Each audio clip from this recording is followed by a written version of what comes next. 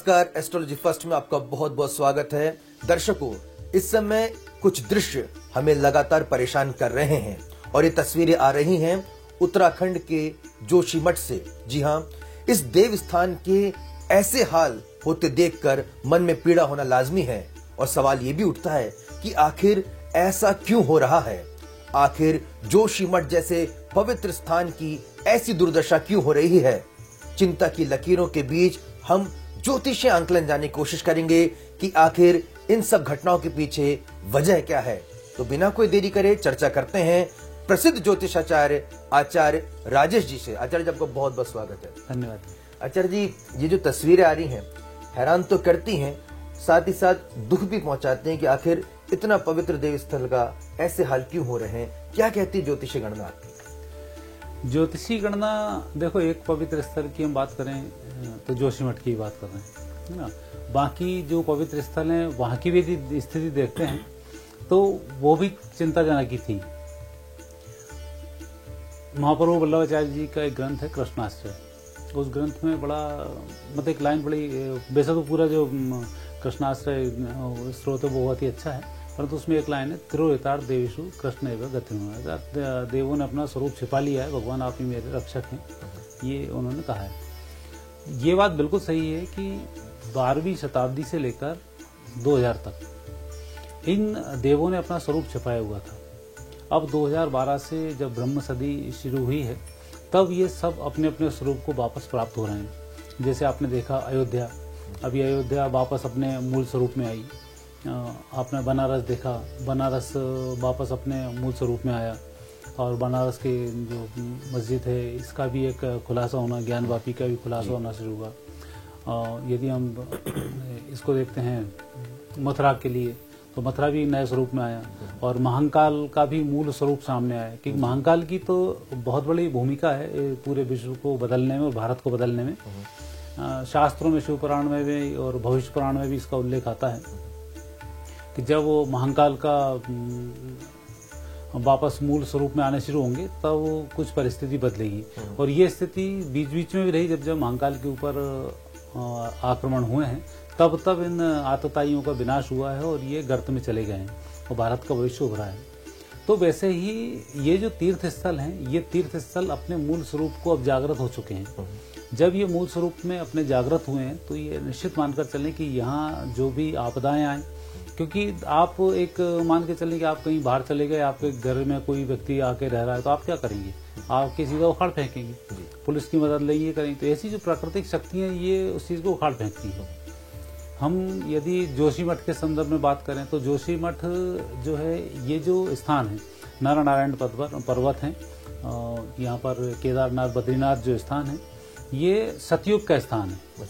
और अब वापस सतयुग आने वाला है, क्योंकि हमारे जो 4 स्थान विशेष रूप से कहे गए हैं, 4 जो धाम है हमारे यहाँ पर, तो सतयुग का जो धाम है केदारनाथ बद्रीनाथ धाम, और द्वापर युग का है द्वारिका है, और त्रेता युग का जो है वो रामेश्वरम है, और कलयुग का है वो जगदीश जी है, जगन्नाथपुरी है। तो उस प्रकार से अब सतयुग की बारी है, तो सतयुग में निश्चित रूप से दोनों स्थान उभरेंगे।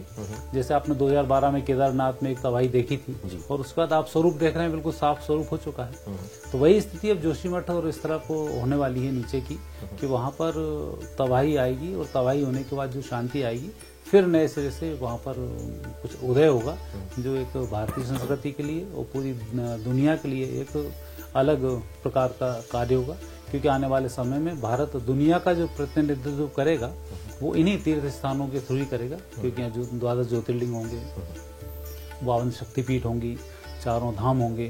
तो इस प्रकार से जो तीर्थ स्थल हमारे हैं इनका वापस पुनरुद्धार होगा, और पुनरुद्धार के साथ ठीक है तबाही आएगी। आप कहना चाह रहे हैं कि अभी जो वर्तमान में जो तस्वीरें आ रही हैं उससे भी ज्यादा अभी तबाही जोशीमठ में देखने को मिल सकती है? देखो, ये प्रकृति है।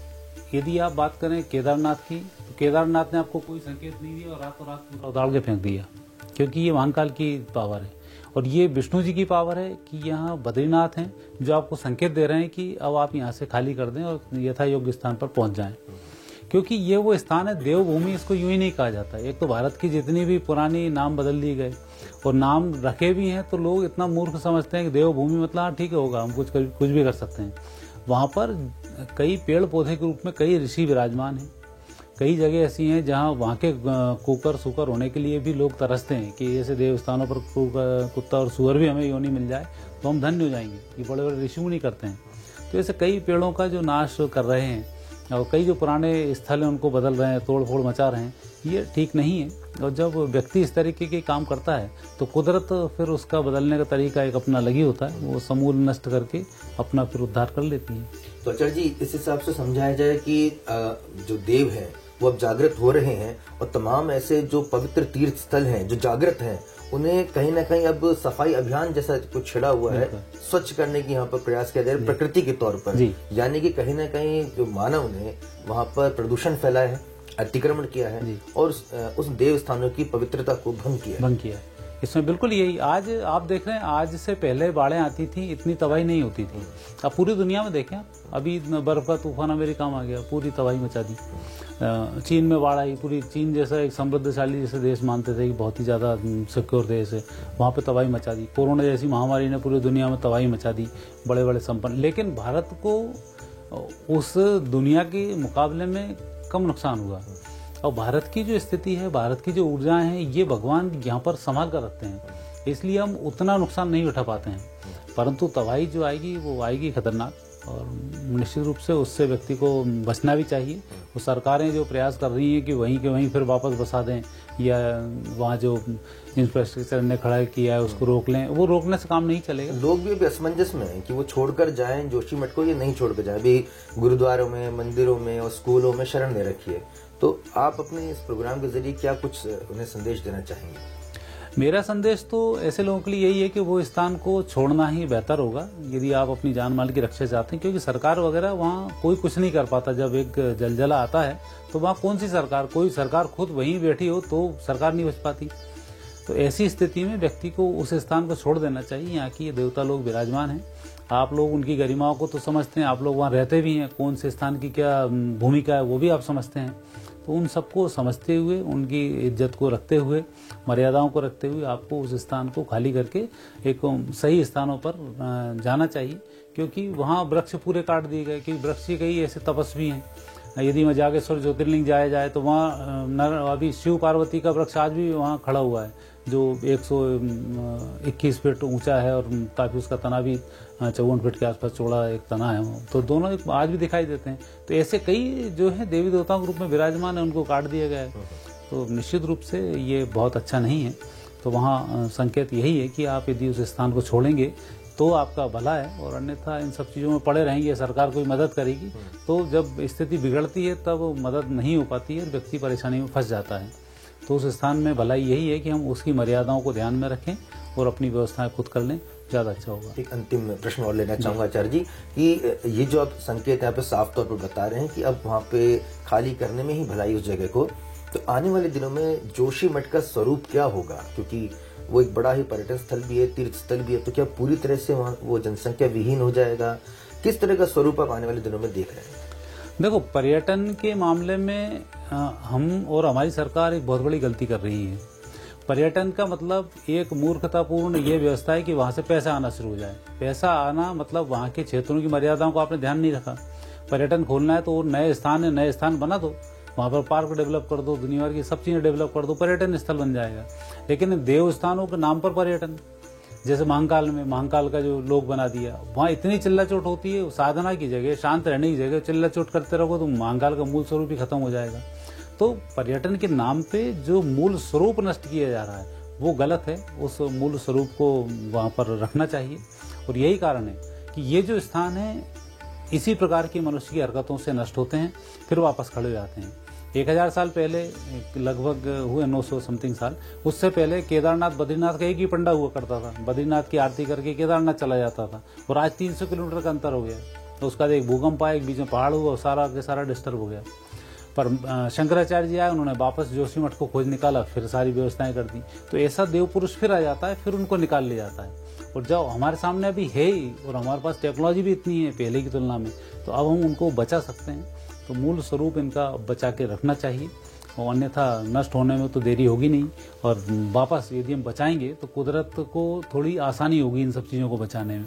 नहीं तो कुदरत तो अभी नष्ट करेगी, फिर वापस ढूंढ लाएगी, उसके लिए कोई ना कोई व्यक्ति आएगा ढूंढ लाएगा।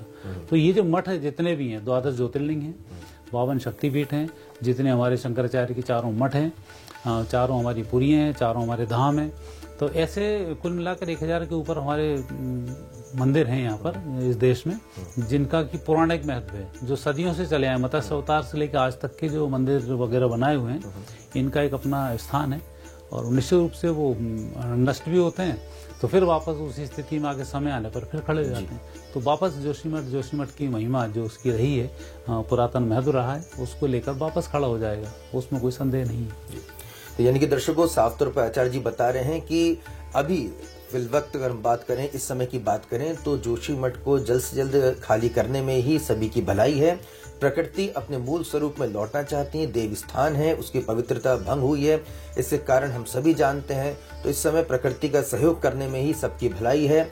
और कुछ समय बाद एक बार फिर जब पुनः जोशीमठ अपने प्राकृतिक और मूल स्वरूप में वापस लौटेगा, तो निश्चित तौर पर उस समय हम सभी को ज्ञात होगा कि ऐसा क्यों हुआ और उसके पीछे ईश्वर का बड़ा संदेश क्या था। आचार्य जी, आपने समय रहते लोगों को जागरूक किया, सतर्क किया, आगाह किया, इसके लिए आपका बहुत बहुत धन्यवाद। आपकी ज्योतिषी गणना के वजह से हमें लगता है कि हमारे जो काफी दर्शक हैं, उनके प्रश्नों का भी उत्तर मिला होगा, उनकी जिज्ञासा शांत हुई होगी, और आगे की दिशा क्या करनी चाहिए वो भी उनको समझ में होगा। आपका एक बार पुनः बहुत बहुत धन्यवाद। धन्यवाद दर्शकों, आचार्य राजेश के साथ आपको ये एपिसोड कैसा लगा, आप हमें कमेंट करके जरूर बताइएगा। पब्लिक फर्स्ट पर खबरों का सिलसिला लगातार जारी है, देखते रहिए पब्लिक फर्स्ट। नमस्कार।